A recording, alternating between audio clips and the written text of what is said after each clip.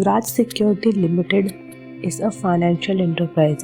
It classified the following transaction as cash flow from operating activities.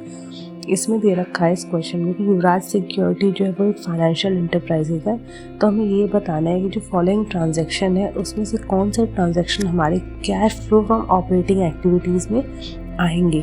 Option A है interest receive, option B है interest paid, option C है dividend received and option D है dividend paid. तो basically हमें बताना है कि which of the following above transaction is wrongly classified, इसमें से कौन सा है जो गलत है।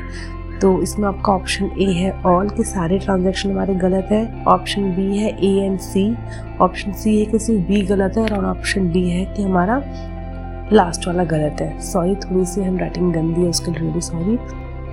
तो इस पर्टिकुलर क्वेश्चन का आंसर जो है वो है डी, यानी कि जो डिविडेंड पेड है वो हमारा cash flow from operating activity में नहीं आएगा।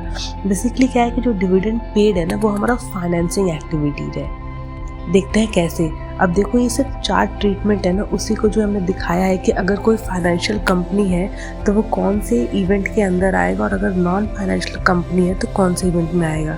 जैसे मैंने शॉर्ट फॉर्म में लिखा है, ओ ए मतलब है ऑपरेटिंग एक्टिविटी, एफ ए है मतलब फाइनेंशियल एक्टिविटी एंड आई ए है मतलब इन्वेस्टिंग एक्टिविटी। तो बेसिकली इन चार टर्म में ही हमें कन्फ्यूजन ज़्यादातर होता है। फर्स्ट है इंटरेस्ट रिसीव।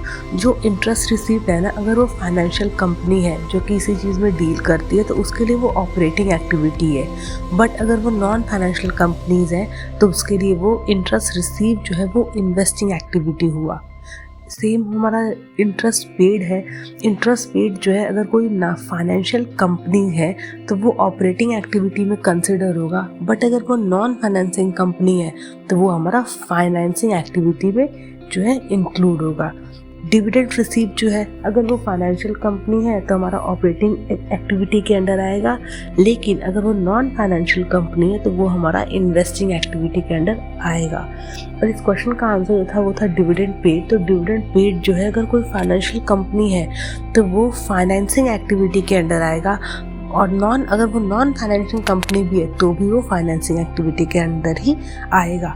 तो सिर्फ एक डिविडेंड पेड है जो कि चाहे वो फाइनेंसिंग कंपनी है नॉन फाइनेंसिंग कंपनी है, दोनों में फाइनेंसिंग एक्टिविटी के अंदर ही आता है डिविडेंड पेड। बेसिकली क्या है कि कैश फ्लो स्टेटमेंट ना एक स्टेटमेंट है जो कि अकाउंटिंग स्टैंडर्ड 3 और IND अकाउंटिंग स्टैंडर्ड 7 के अंदर आता है। कभी कभी हमें अकाउंटिंग स्टैंडर्ड और इंडस स्टैंडर्ड भी पूछ लेते हैं। इसमें क्या होता है, सिर्फ ओनली कैश ट्रांजैक्शन का जो है इंक्लूड किया जाता है।